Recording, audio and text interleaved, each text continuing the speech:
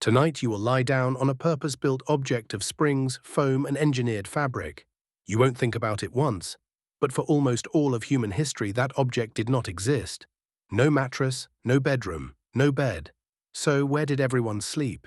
The answer involves burning grass, porcelain pillows, beds inside cupboards, and one bed so famous Shakespeare put it in a play. To find the answer, first delete everything. The frame, the springs, the walls, the door, the lock on the door. Now add total darkness, falling temperatures, and animals that do their hunting at night. Sleep is the most vulnerable thing a body does. Unconscious, on the ground, for hours. Our ancestors did it every night, for hundreds of thousands of years, and survived. How? Part of the answer may have been staggered sleep. Someone in the group was almost always awake. Scientists tracked sleep in Hadza hunter-gatherer camps in Tanzania, where nights still work the old way. Across 20 nights, every adult was asleep at the same time for a total of 18 minutes. That's 20 nights of sleeping, and the camp stood unguarded for one coffee break. The elders dozed off early and woke before dawn. The young stayed up late. Nobody posted a guard. The security system was your grandmother's bad sleep, and people were already building beds, far older ones than you might imagine. In Border Cave, South Africa, archaeologists found sheaves of grass laid down 200,000 years ago. That is more than 40 times older than the pyramids. The grass sat on a bed of ash, and researchers believe that was deliberate. Ticks can't crawl through fine ash. On top lay sprigs of camphor bush, a plant East Africans still use against insects today. The oldest bed we know of is a bug-proofed mattress. At a nearby site called Sibudu, people layered fresh sleeping mats across 39,000 years, at least 15 layers deep. They topped them with aromatic leaves, whose chemicals can kill mosquito larvae. And when a mat got old, crumbly, and full of insects, they had a protocol: burn the bed, sweep the ash, lay a new one. Once villages and kingdoms appear, the bed splits in two: luxury for the few, floor for everyone else. For most of history, a bed wasn't one object. It was a solution to the night's hardest problems. In ancient Egypt, a raised wooden bed frame was strictly an elite object. The frame sloped from head to foot, with a footboard to stop you sliding off, and instead of a pillow, a headrest, a curved wooden cradle on a stand. It let cool air flow under your neck, and it kept elaborate braided hairstyles intact overnight. Its horizon shape symbolized rebirth. Tutankhamun was buried with 8, including one of blue glass and gold. Carved headrests appear across East and Southern Africa too, personal treasures, polished glossy by years of use. Ordinary Egyptians slept where their great-grandparents had, on reed mats, on the floor. Northern China solved a different problem: cold.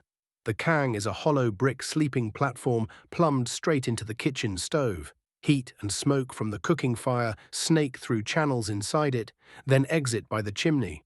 The whole family then sleeps on the warm bricks, together, all winter. Your dinner heats your bed. The idea is roughly 2,000 years old, and it never left.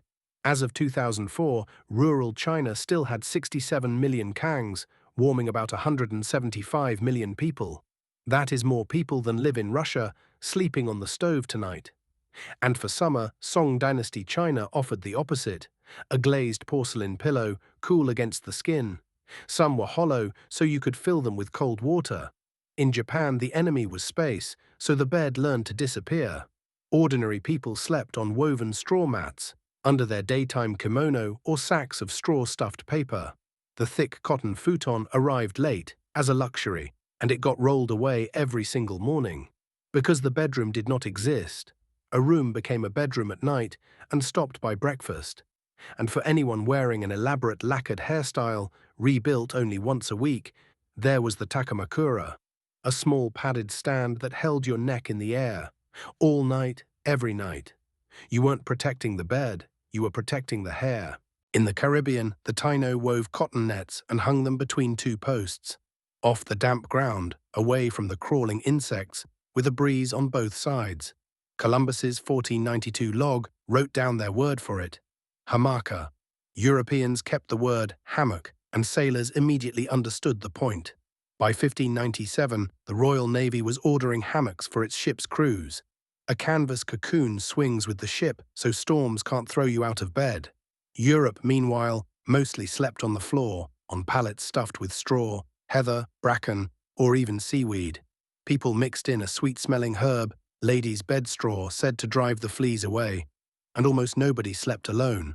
Whole households shared one room. Parents, children, servants, the occasional guest. At an inn, sharing your bed with a total stranger was standard practice. There was even etiquette. Lie still, keep to your side, don't hog the blankets. In 1776, Benjamin Franklin and John Adams shared an inn bed, arguing over whether to open the window.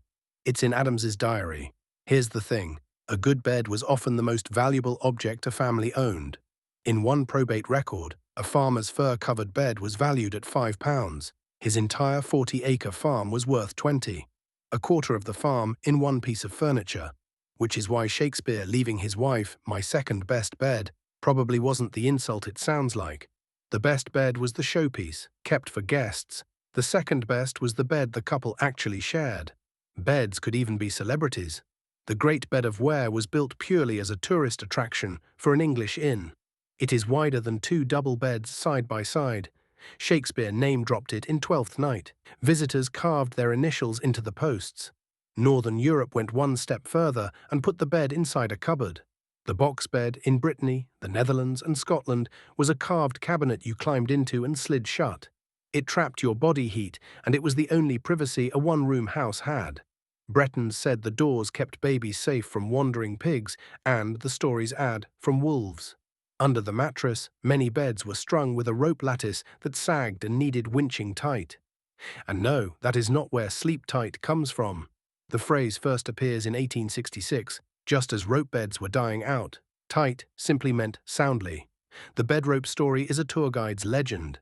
Even the word mattress remembers this whole era. It comes from the Arabic matra, the thing thrown down. For most of history, a mattress wasn't furniture. It was an action. So what finally changed? Steel and salesmanship. Patents for coil spring bedding start appearing in the 1860s and 70s. But for decades, a sprung mattress stayed a curiosity that almost nobody could afford. In 1899, a Toronto machinist named James Marshall sewed each spring into its own cotton pocket. Now the coils moved independently, the design your mattress probably still uses. In 1925, the Simmons Company built machines to do this at scale and launched the Beauty Rest. It cost $39.50, 3 to 4 times the price of an ordinary mattress. That price was the resistance. So Simmons hired the most famous people alive: Thomas Edison, Henry Ford, H.G. Wells, Eleanor Roosevelt, all of them endorsing a mattress. Simmons wasn't selling springs, it was selling the idea that better sleep deserved serious money. It worked. Sales went from 16,000 in year one to nearly 500,000 by 1929. Within a generation, the inner spring was simply what bed meant. The other half of the invention was privacy.